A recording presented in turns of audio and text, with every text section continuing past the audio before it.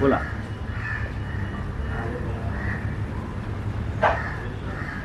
राऊतसाहेब, आज संसदेत नवे शिक्षण मंत्री परीक्षा प्रक्रिया कठोर करण्यासंदर्भात म्हणजे ते जे कायदे आहेत ते कठोर करण्यासंदर्भात विधेयक मांडतील. नवीन विधेयकात असं काय आहे की ज्याच्यामुळे ही परीक्षा यंत्रणा ज्याला तुम्ही फुल प्रूफ म्हणतो तशी होईल. मुळात जे नवे शिक्षण मंत्री आहेत त्यांचा शिक्षणाशी आणि एकंदरीत या यंत्रणेशी किती संबंध आहे. आणि नवीन विधेयकात लक्षवेधी असं काही नाही. पेपर फोडणाऱ्याला पूर्वी 1 वर्ष शिक्षा होती, ती 10 वर्ष केली. फक्त आकडे बदलले. 1 कोटी रुपये दंड होता, तो 10 कोटी केला. फक्त आकडे बदलले. मी आधी म्हणालो आहे की अशा प्रकारचे कायदे करून मोदी हे किती काळ कायद्याचं पालन करू शकतात. हे मोदींचं सरकार म्हणजे पक्षांतरबंदी कायदा आहे ना या देशात. मी बोललो ना, अँटी डिफेक्शन लॉ आहे. म्हणून मोदी, अमित शहा किंवा त्यांनी जे काय लोक उभे केले आहेत मिंध्यांसारखे, ते पक्षांतरबंदी कायद्याचं पालन करतात का? किंवा लोकसभेचे अध्यक्ष, विधानसभेचे अध्यक्ष, राज्यसभेचे सभापती, देशाचे सुप्रीम कोर्ट प्रमुख म्हणजे सरन्यायाधीश हे कोणत्या कायद्याचं पालन करून देश चालवत आहेत? अजिबात नाही. त्याच्यामुळे हा जो कायदा आहे हा एक देखावा आहे, रंगसफेदी आहे. आता प्रश्न कायद्याचा नाहीच आहे. विद्यार्थ्यांवर लाठीमाराचे आदेश कोणी दिले? इतक्या निर्घृण पद्धतीनं काठीला खिळे लावून अश्रुधूर सोडणं, त्यांनी मारणं, मुलींचा विनयभंग करणं पोलिसांकडून, हे आदेश कोणाचे होते? याच्यावरती संसदेमध्ये आज चर्चा किंवा सरकारला प्रश्न विचारले जातात.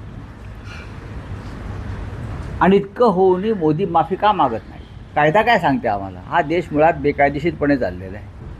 कोणत्या कायद्यानं गौतम अडाणी यांना एवढी प्रॉपर्टी, देशाची सार्वजनिक संपत्ती त्यांच्या घशामध्ये घातली? कोणत्या कायद्यानं घातली? या देशातल्या सगळ्या विद्यापीठांचे कुलगुरू हे सरकारनं नेमलेले नसून हे राष्ट्रीय स्वयंसेवक संघाने नेमलेले आहेत.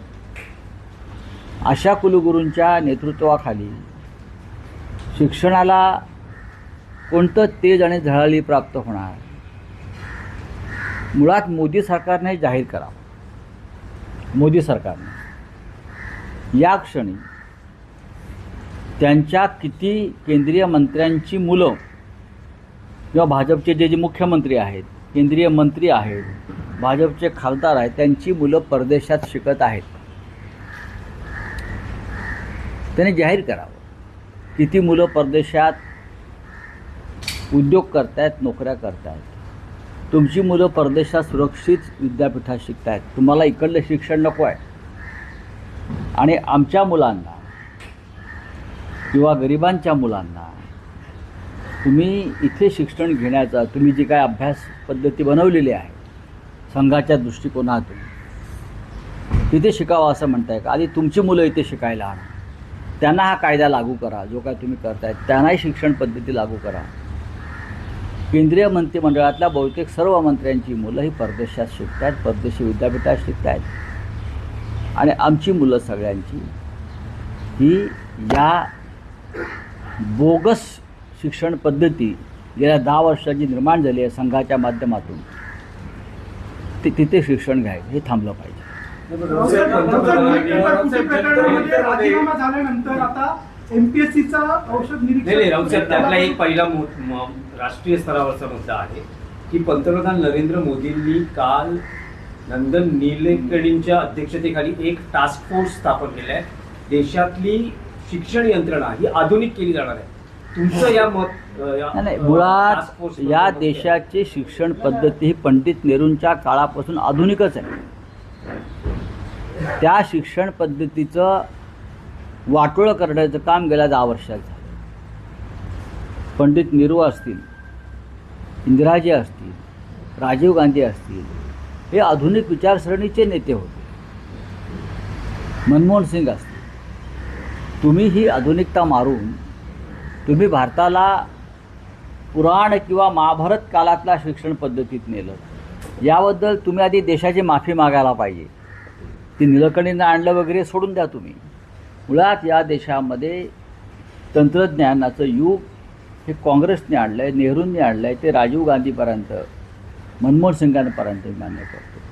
हे सर्व सुशिक्षित प्रधानमंत्री होते, ज्यांना शिक्षणाविषयी आस्था होती आणि देश आधुनिकीकरणाच्या मार्गावरून जावा आणि एक पिढीनं हे आधुनिकीकरण आत्मसात करावं, त्यासाठी त्याने IIT, IIM स्थापन केल्या. तुम्ही काय केलं? गोशाळा.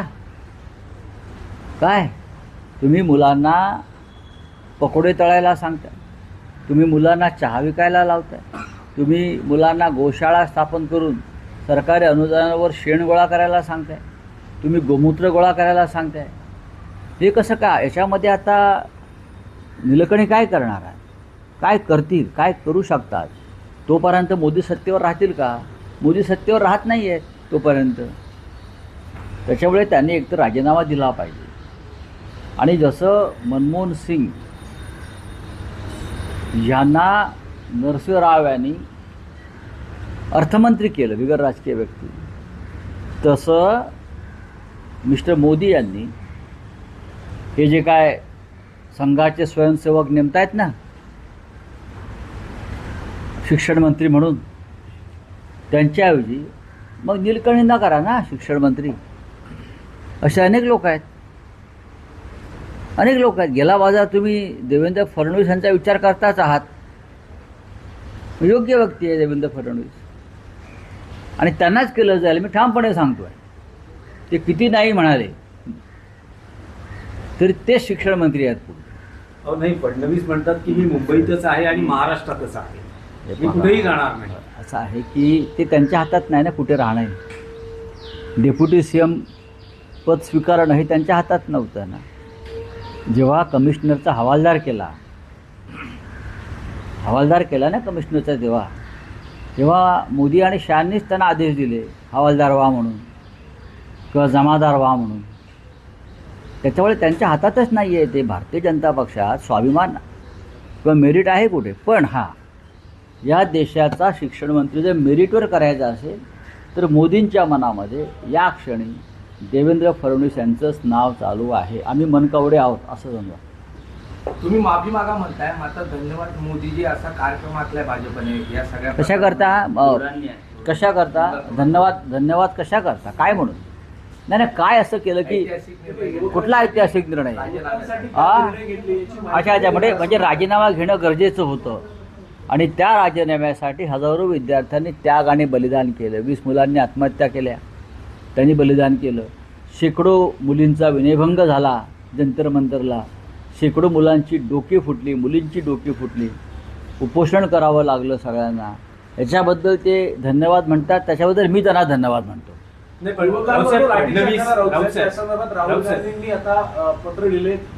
पाहिलं मी की याची जबाबदारी निश्चिती व्हावी आणि याची जबाबदारी फक्त नरेंद्र मोदी आणि अमित शहावरच आहे. राज्यकर्ते कोण आहेत? दिल्लीचे पोलीस आयुक्तांना आदेश कोण देतं? दिल्ली हा केंद्रशासित प्रदेश आहे, युनियन टेरिटरी आहे. तिथे फक्त केंद्र सरकारच्या गृह खात्याचाच हुकूम चालतो, बाकी कोणाचा नाही.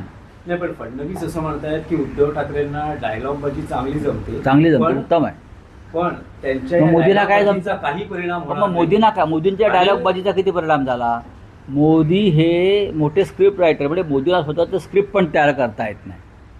त्यांचं स्क्रिप्ट टेलिप्रॉम्प्टरवर येतं, त्यांना मोबाईल पण पकडता येत नाही. त्या मुलांनी दाखवलं जंतर मंतरवरती सगळं, त्यांची काय धोतर सोडलेलं आहे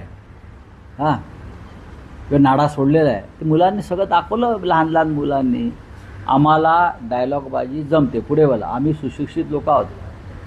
आम्ही एक वृत्तपत्र चालवतो, आम्ही एक साप्ताहिक चालवतो, व्यंगचित्र. तुम्ही काय करताय? कधी हातात विद्यार्थ्यांनी त्यांना एक जल्लोष किंवा आनंद साजरा करण्याची संधी दिली असंही ते म्हणत आहेत. हो, पण आम्ही सुद्धा मुलांना न्याय दिला ना. जल्लोष मुलंही करतात, आम्ही करतोय. तुम्ही मुलांची डोकी फोडली, तुम्ही मुलींचे कपडे फाडलेत. म्हणजे संस्कारातला फरक आहे त्यांच्यातल्या आणि आमच्यात. तुम्ही मुलींचे कपडे फाडलेत भर रस्त्यावर, वस्त्रहरण, द्रौपदीचं, बहिणींचं, लाडक्या बहिणींचं. तुम्ही मुलांची डोकी फोडलीत. तुम्ही मुलांचं अन्नपाणी बंद केलं, बरोबर. तुम्ही मुलांना तुरुंगात टाकलं. आम्ही मुलांच्या बरोबर जल्लोषात सामील झालो. ही मुलं तुम्हाला जल्लोषात सामील करून घेतील का? नाही, अजिबात नाही. जाऊन बघा जंतर मंतरला अजून काय चाललंय ते. पण एकनाथ शिंदे असं म्हणतात जनता की पार्टीच्या जो काही हा आंदोलनाच्या आधी विजयोत्सव किंवा जल्लोष साजरा झाला, बेगानी शादी में अब्दुल्ला दिवान. ठीक आहे, आम्ही बेगाने शादीमधले अब्दुल्ले असो. तुम्ही कुठे आहात? तुमचा संबंध काय? तुमच्या दाढीला जंतर मंतरच्या पोराने आग लावली. दाढी अजून जळते आहे तुमची. धूर येतोय बघा. धूर वरून पण येतोय आणि खालून पण येतोय. गप्प राहा जरा आता. फार बेअब्रू झाली आहे तुमची. आम्ही पहिल्या दिवसापासून या आंदोलनामध्ये आहोत. मिस्टर मिंदे, तुम्ही कुठे आहात?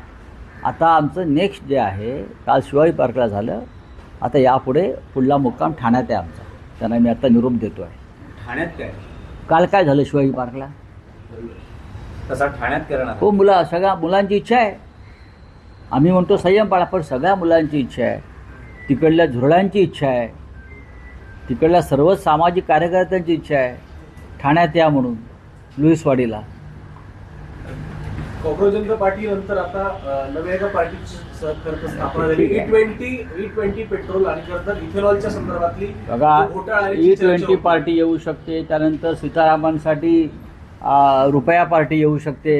एवढा रुपया घसरला, रुपया पार्टी, ₹1 पार्टी येऊ शकते. येऊ शकतं ना सगळे. नाही, पण राऊत साहेब, तुम्हाला असं वाटतं का की या संसदेच्या अधिवेशनात काही विधेयकं मांडली जाणार होती, ज्यात मतदारसंघ पुनर्रचना विधेयक पुन्हा मांडलं जाण्याची शक्यता आहे? तुम्हाला असं वाटतं की या सगळ्या वातावरणात केंद्र सरकार किंवा अमित शहा धाडस करतील हे विधेयक आणण्याची संसदेत? अजून ते धक्क्यातून सावरत आहे. चंद्राबाबू नायडूंनी सुद्धा याच्यामध्ये महत्त्वाची भूमिका बजावली आहे. जंतर मंतरच्या आंदोलनासंदर्भात आंध्र प्रदेशमध्ये सुद्धा आंदोलनं सुरू आहेत आणि झाली. बिहारमध्ये झाली. त्याच्यामुळे बिहारमधून आणि आंध्रमधून ज्यांनी पाठिंबा दिला आहे सरकारला, त्यांनी सरकारवर दबाव टाकला. आता थोडं त्यांना शांतपणे बसून केदारनाथला वगैरे जाऊन तपश्चर्या करून विचार करावा लागेल. बोलिए हिंदी.